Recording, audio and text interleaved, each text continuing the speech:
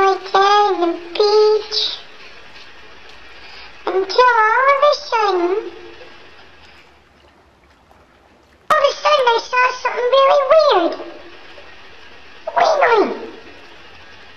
Wiggling its tail. I couldn't believe it. What was it?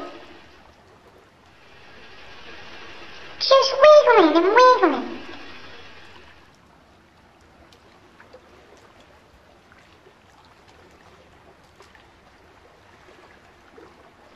It was also wiggling its head.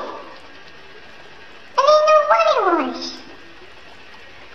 It was wiggling.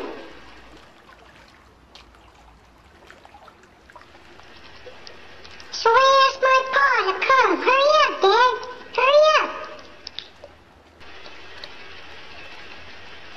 Sometimes these poor whales, because their compass gets messed up in their head, they lose track of what they're doing. Like me, sometimes I feel like my compass is all not doing the right things. That's what I think sometimes. So the whale, it beached itself. The whale beached itself, and it was so sad. And then all of a sudden, like 2 days later, it started to smell so bad. It smelled like rotten fish. And then 3 weeks later, it smelled so bad. The beached elephant, I hated it.